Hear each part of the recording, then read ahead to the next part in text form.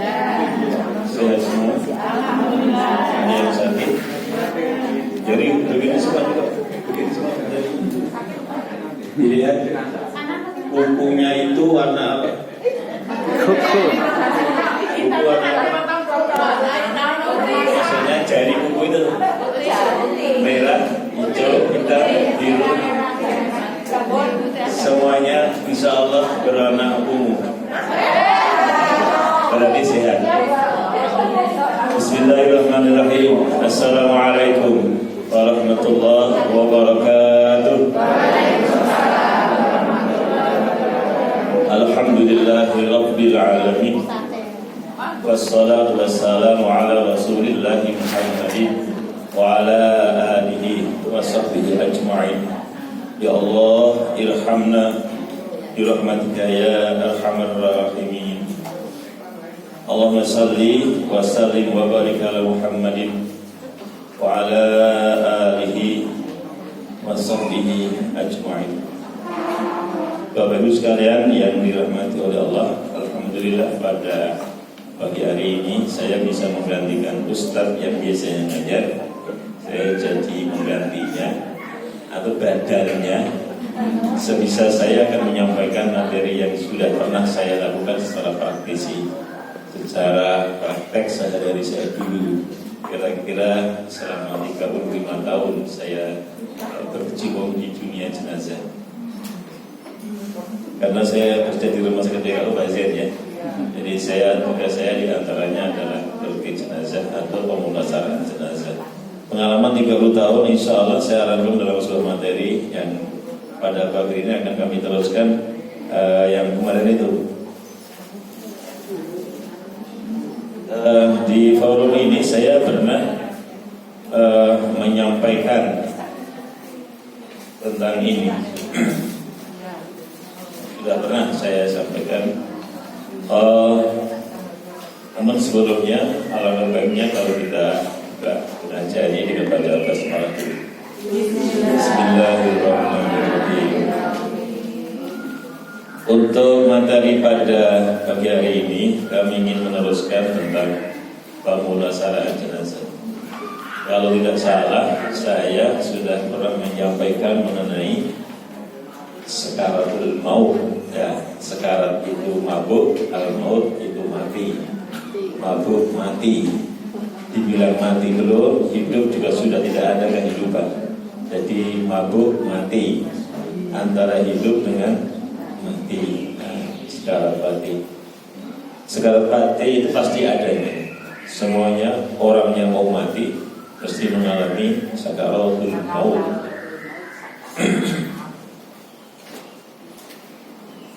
Ini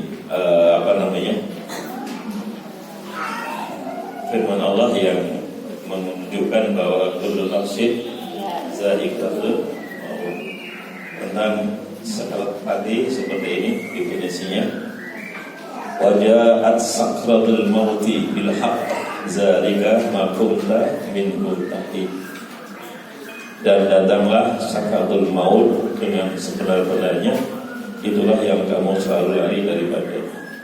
Artinya dari firman ini jelas bahwa orang yang mau pecat nyawa pasti mengalami sakaratul maut.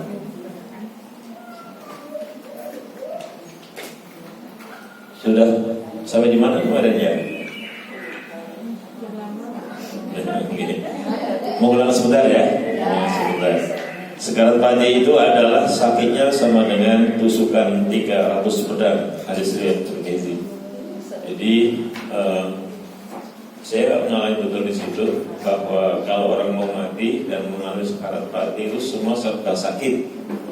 300 pedang itu maksudnya dari ujung rambut sampai ujung kepala ditusuki semua. Maka betapa sakitnya ketika itu. Maka ketika itulah kemudian kita harus bisa menghadapi orang yang sekarat mati. Karena apa? Orang yang sekarat mati tidak bisa bertindak sendiri, harus dibantu oleh orang lain. Nah, yang bantu ini siapa? Tentu keluarga terdekat, ada istri, suami, anak, mantu, dan seterusnya. Nah, oleh karena itu anak, mantu, istri, suami harus tahu bagaimana cara menghadapi sekarat mati. Ini ciri-cirinya seperti ini. Kemudian sudah saya sampaikan, gak saya ulang lagi ya. Sekarang caranya saja menghadapi sekarat mati. Sekarat mati cara menghadapi yang pertama adalah dia dalam kiblat di ini utara ya, bisa dengan begini, itu agak miring ya. Kalau nggak bisa badannya, kepala saja sedikit. Nah, ini diganjar bantal. Kalau ini sudah mengarah di arah timur, maka kepala diangkat dengan bantal yang lebih tinggi. Kalau sudah di timur kepalanya, jadi kan gini berarti. Bentar, saya PowerPoint ada di belakang. Jadi itu yang pertama, ibu-ibu, PowerPoint. Pointer. Nah, ini yang sip. Jadi ibu sekalian, kalau kita ini menghadapi orang sekarat mati, gak nyampe mati. Ayo, mati.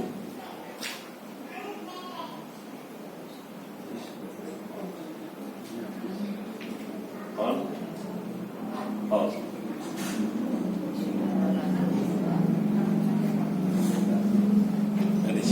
Dan jadi bantal itu yang begini, agak tinggi gitu. Kemudian yang kedua, mendoakan Allahumma hawin alaina di sakaratul maut wan najata minan nar wal afa dan hisab. Jadi kalau ini sudah sekarat mati, nggak bisa gerak apa-apa, maka ada ketika orang busuk, ada yang memimpin doa. Doanya seperti apa ini? Doa. Jadi ada yang mimpin doa, atau bersama-sama doanya boleh, silakan. Atau kalau sekarat matinya ada di rumah, ya apa yang menunggu ini sekarat mati ini, doakanlah seperti ini. Agar apa? Agar mudah ini ketika pecah nyawanya. Atau doa seperti ini. Allahumma ahyihi man kana wa hayatu khairal li wa tawaffani man kana wafatu khairal li. Ini kalau untuk saya. Kalau orang lain, Allahumma ahyihi in kana maka hayatu khairal lahu wa tawaffahu maka wafatu khairal lahu. Ini kalau ibu-ibu, Allahumma ahyihi maka hayatu khairal lahu wa tawaffaha maka nadil wafatu khairal laha. Untuk ibu-ibu. Yang ketiga adalah talqin, dibimbing membaca la ilaha illallah. Laqinu mautakum la ilaha illallah. Hadisnya sahih dari Muslim. Ada sebuah video kecil bisa di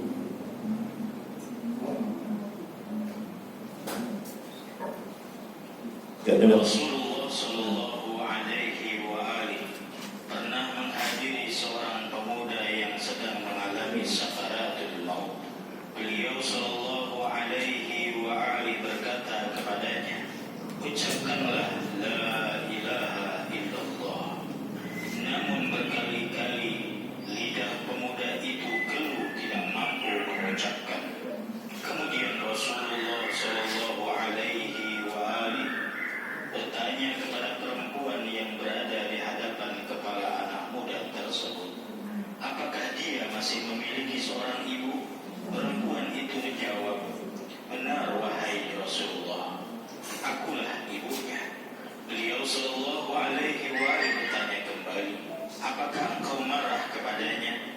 Ibunya menjawab, benar wahai Rasulullah, aku tidak berbicara kepadanya selama 6 tahun. Beliau Sallallahu Alaihi Wasallam berkata, ridailah dia. Ibunya berkata, semoga Allah meridainya wahai Rasulullah karena keridoanmu kepadanya. Kemudian beliau Sallallahu Alaihi Wasallam berkata kepada si pemuda tersebut, ucapkanlah la ilaha illallah.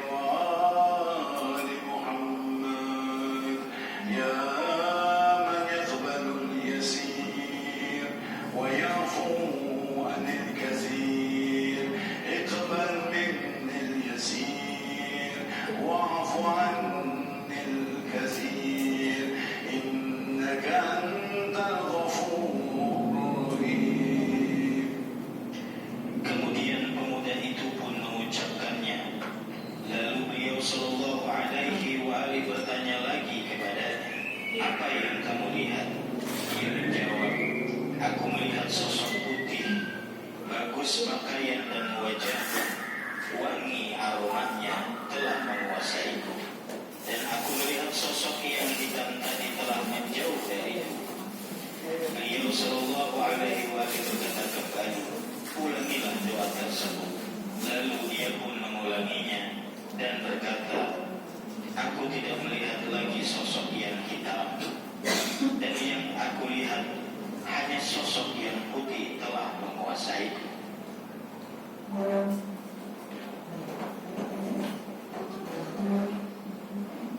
Apa kesimpulannya? Apa kesimpulan dari video singkat ini?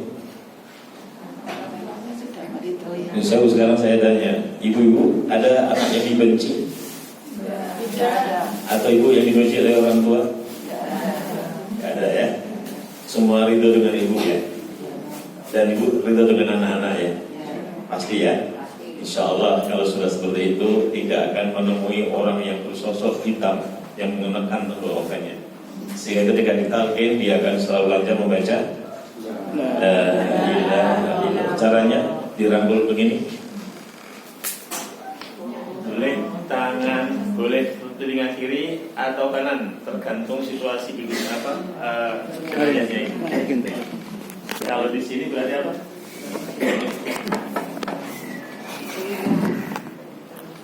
Masyuri, aku bapak tak tuntun ya. La ilaha illallah. Itu berarti dia akan menirukan, tetapi tidak kuat karena sakitnya. Oleh karena itu ibu, jangan seperti bernyanyi. La ilaha illallah, la ilaha illallah, la ilaha illallah, Muhammadur Rasulullah. Itu nyanyi namanya, bukan nalkin. Walaupun yang dibaca adalah tahrid. Ada seorang kiai dari Purworejo sudah nazar sama dengan sakaratul maut. Santri banyak datang karena memang waktu itu kebijakannya kalau ada pasien kritis yang besok boleh berbanyak-banyak, silakan masuk semua. Karena apa? Karena suruh nakin tadi. Nah, santri pada datang merubung ini, kamar penuh gitu. Ada yang mau madu. Tadi itu persis dengan tadi itu. La ilaha illallah. Apa bingung bapak ini? Mengapa bingung kiai ini? Karena suaranya nggak jelas. Ini suara apa? Gembreng dalam bahasa Jawa. Sehingga nggak bisa menirukan, malah menang lagi. Nah, makanya nalkin itu jangan bernyanyi, jangan dilakukan. Tegas saja, jelas saja, cetok. Ngelafal sing cetok, ojo nanti gak cetak. La ilaha illallah. Jarang-jarang, jangan cepat-cepat. Karena apa? Tangkapan dayanya ini sudah berkurang. Daya tangkap orang yang nazar sekarat batin sangat berkurang. Sehingga kalau cepat-cepat dia gak bisa merespon. Maka kalau bisa adalah tadi itu, jelas, cetok, jarang-jarang. Itu ya. Ada yang mau nyoba? Gak ada ya. Itu siap semua ya. Saya pernah waktu suami saya meninggal, itu saya takut di depan. Tapi saya teriak-teriak, la ilaha illallah, di telinga itu gimana itu? Lanjut. Karena nggak tahu sih. Jadi sekali lagi Bapak Ibu sekalian, jelas, cetok, jarang-jarang. Jangan sambil menangis, jangan pula tertawa. Sambil menangis pun tidak. Karena apa? Gak cetok ini menerimanya. Gak cetok. Jadi yang penting adalah jelas, cetok, jarang-jarang. Nah, tantangan yang sudah berlalu ya sudah. Ya kalau sudah berlalu mudah-mudahan dia bisa menangkap dengan baik gitu ya. Mungkin saking paniknya ibu, panik, kemudian saking ketakutan kalau segera meninggal begitu, sudah begitu gak nyaman pula di hari gitu, sehingga nalkin itu kadang-kadang gugup sendiri, gugup apa? Gugup gitu ya. Jadi gugup itu gak cocok malahan. Ulang lagi. La ilaha illallah. Kalau sudah terlalu panjang, cukup dengan Allah. Bapak monggo kula tuntun nggih. Kula tuntun kalau suli malih nggih, Bapak. Allah. Berarti dulu. Diulang lagi. Mengapa dipanggil namanya? Karena dia ada respon. Bahkan yang nalkin mengenalkan diri. Bapak kula wawan putra lajeng. Kula bernalkin jenengan nggih kula tuntun. Allah. Akhirnya apa? Bapaknya kenal bahwa ini suara anaknya.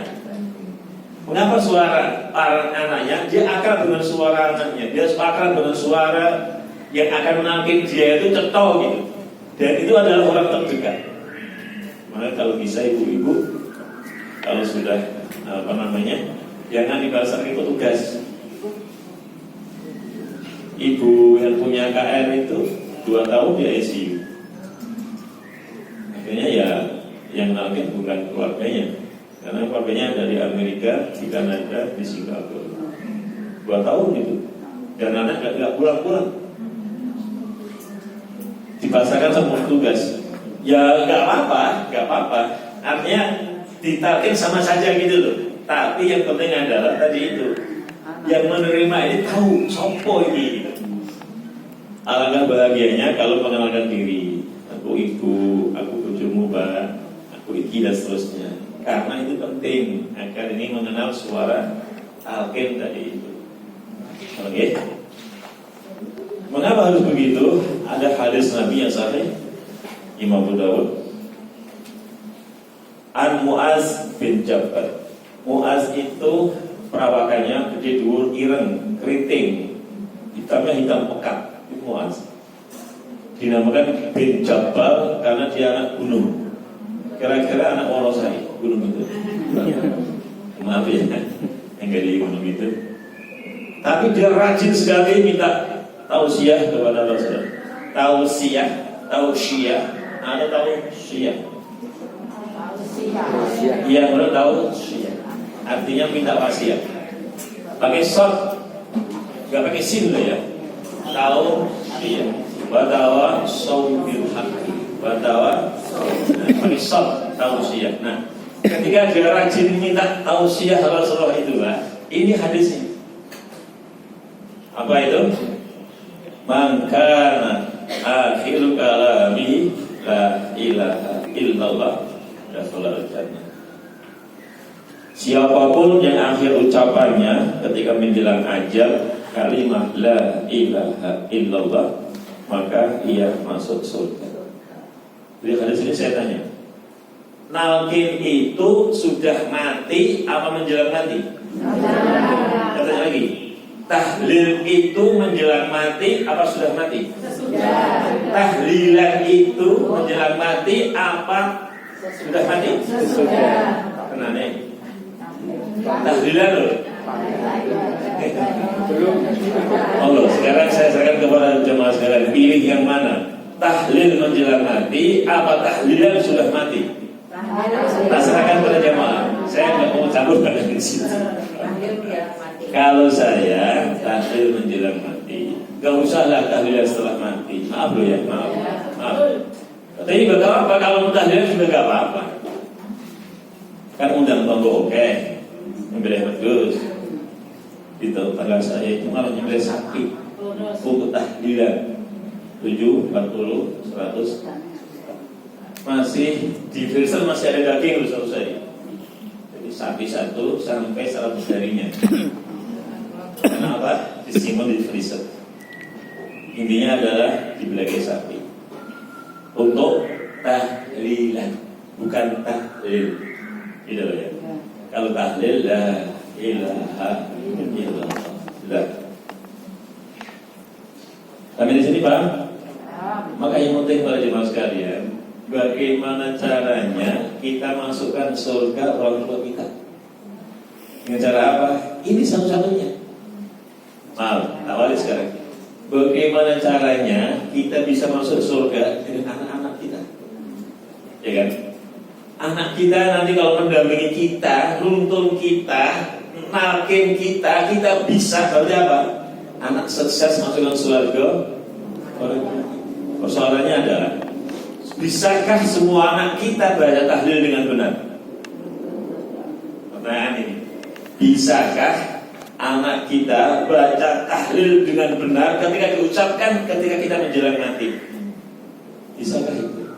Persoalan lagi adalah, anakku kudu tak didik dengan baik, iso ngaji, iso maca tahlil dengan benar. Ketika saya mati, dia akan nalkin saya. Kira-kira begitu. Mengapa begitu? Orang terdekat adalah istri anak kita, bukan tetangga kita, bukan siapa lagi, orang lain, tapi adalah anak istri kita. Ini kaitan dengan Pak Jen, seorang pendidik. Didiklah anak kita agar anak kita bisa membaca tahlil dengan fasih itu. Ada yang la ilaha illallah, la ilaha illallah. Benar? Ada yang hu itu apa? La ilaha illallah hu, disingkat hu saja. Hu itu bukan tahlil. Oke, siap ya? Oke. Nah, tentang tahlil penting sekali. Inilah satu momentum paling penting untuk orang yang menjelang mati. Ini ibu-ibu, bukan yang lain. Bukan yang lain. Bukan yang lain. Ini yang paling penting. Apa? Akhirul kalamihi la ilaha illallah. Ada yang sekarang ini bilang besok wae nang wis tuwa latihan tahlil. Sekarang awasa salat sing penting sunah doa, tak latihan terus wis maca la ilaha illallah. Tapi tidak mau, bisa kan? Gak bisa. Saya menalkin bola balik kalau wong tua gitu ya, gak ada yang sukses tuh. Saya gelo juga. Tapi kan akhirnya saya bisa ngomong sama keluarganya, iki diulik kepiye. Macam-macam ceritanya, macam-macam. Ada yang mengatakan, tadi itu saya bilang, tak kawan salat angel Pak, mau istiwa baik. Dalam istiwa malah di rumah sakit, stroke, gak sadar sampai matinya. Bisa nggak latihan? Bisa. Masya Allah. Banyak sekali contohnya ya. Intinya adalah dia menunda. Yang malah baik sama bapak. Karena itu ibu-ibu, la ilaha illallah. Terus ya, sedang slow, sedang ada waktu longgar, jangan sia-siakan untuk membaca kalimat thayyibah la ilaha illallah. Yang keempat caranya Iqra'u Yasin ala mautaku. Artinya kalau ada orang menjelang mati, boleh kita bacakan surat Yasin. Ada seorang nggak ditunggu oleh keluarganya, teriak-teriak, tangan dicencang di tempat tidur, kaki juga begitu. Bapak ini teriak nggak terkendali, gelisah. Yang diseriakan hal-hal yang jorok ya. Tapi anehnya nggak ada yang nunggu sama sekali. Terus saya panggil oleh perawat masuk ke ruangan. Ini bapak gelisah. Saya nggak tahlil dia, langsung saya bacakan surah Yasin. Sampai selesai dia tenang, tidak gerunjalan lagi, tidak gelisah lagi, tidak panik lagi, tenang gitu. Saya keluar ruangan, tanya sama perawat, ini mau sopo ya mbak? Gua ngaji binatang. Enggak. Agamanya apa ya mbak? Katolik pak. Masya Allah. Enggak tahu kalau saya Katolik. Saya tahu setelah keluar baca surah Yasin. Saya punya kesimpulan begini, siapapun yang menjelang mati ketika dibacakan surah Yasin, tenang. Apa dia agamanya Kristen, Katolik atau Islam? Pengalaman saya itu ternyata apa? Orang yang menjelang mati butuh ketenangan. Kalau dia masih gelisah, keluarganya butuh punya inisiatif dibaca Al-Quran. Kalau nggak sempat, MP3 di HP kan banyak sekarang. Saya mau anak EDW, ojo mau amar jet. Kalau nggak sempat ya, dengan dengan kata-kata direkam, Bu, saya Masuri, anakmu nomor loro, kalau ada surah Yasin ya dengarkan. Itu surah Yasin, direkam nggak apa-apa, direkam nggak apa-apa, tapi suara siapa? Nah, anak yang dikenalnya. Memori sudah sering dia ngaji seperti itu. Sekarang saya tanya, baca surah Yasin itu sudah mati atau menjelang mati? Menjelang. Kalau ada orang setelah mati mudah tombol Yasinan, monggo pendapatnya sendiri-sendiri. Asalkan kepada Bapak Ibu sekalian. Kalau pribadi saya adalah menjelang mati saja dibacakan surah Yasin. Jangan wis mati malah Yasinan. Ambil sapa Yasinan nih? Allah, monggo pendapatnya masing-masing. Silakan. Nah, jadi surah Yasin dibaca itu bukan mau mempercepat kematian. Mas lelok tenan. Pak Karto itu bola balik di Yasin ke orang mati-mati. Kata-kata ini apa maksudnya? Wong nek mati kuwi. Salah benar. Salah. Benarnya bagaimana? Menjelang mati, tenang, polae, gak gelisah, tidak panik, bacakanlah surah itu. Kalau sudah tenang biasanya dia menghadapi kematian ringan, gitu, gak berat, ya, gak berat. Gitu ya. Nomor 4 surah Yasin. Sudah ada apa yang sudah pada apa tuh surah Yasin? Insyaallah. Oh, ini, ya.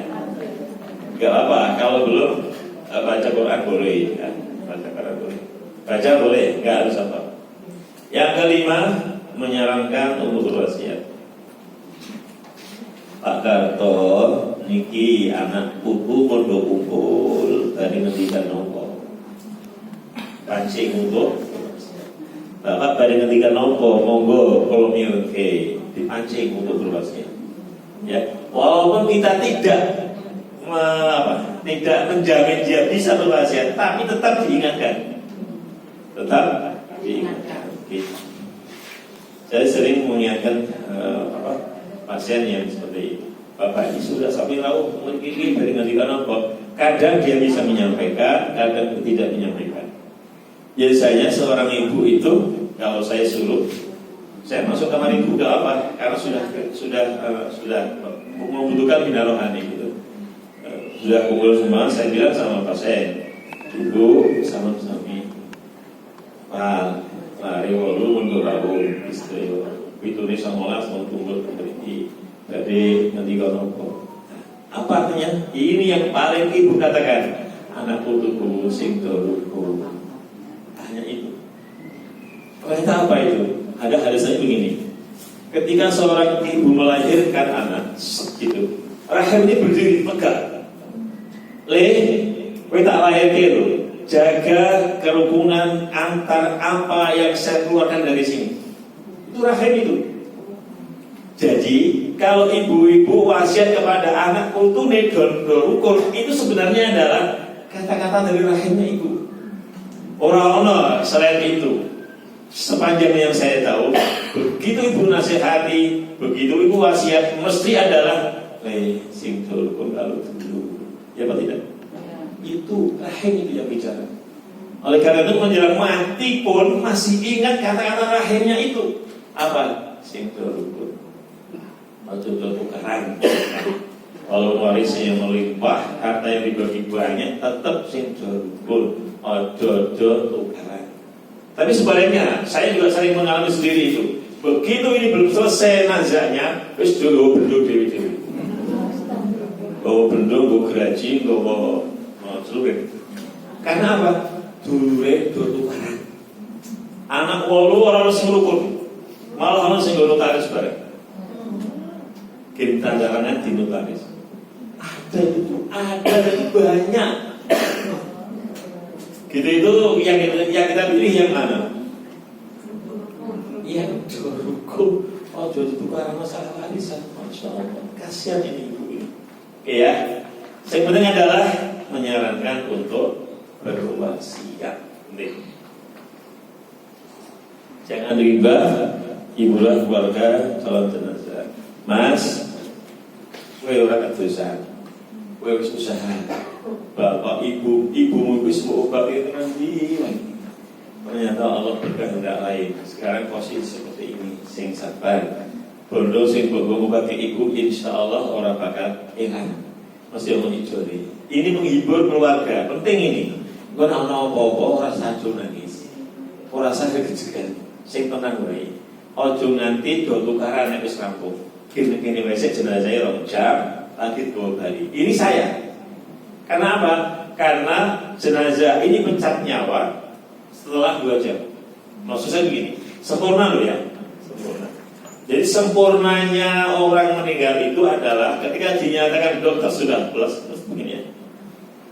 Kalau ada di 100 pasien di kantung di kamar itu sudah plus begini, baru sudah meninggal.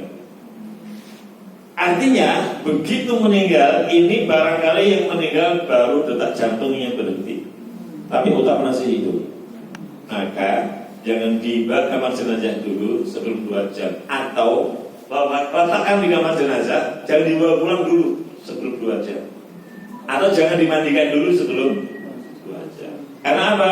Begitu denyut nadi berhenti, otak 2 jam mengikuti. Mati semua sudah sempurna itu. Maka ada istilah mati suri. Apa mati suri? Ya tak mati gitu. Itu adalah itu. Kadang batang otak mati dulu, masih ada denyut nadinya. Atau denyut nadinya dulu, baru mengikuti batang otaknya.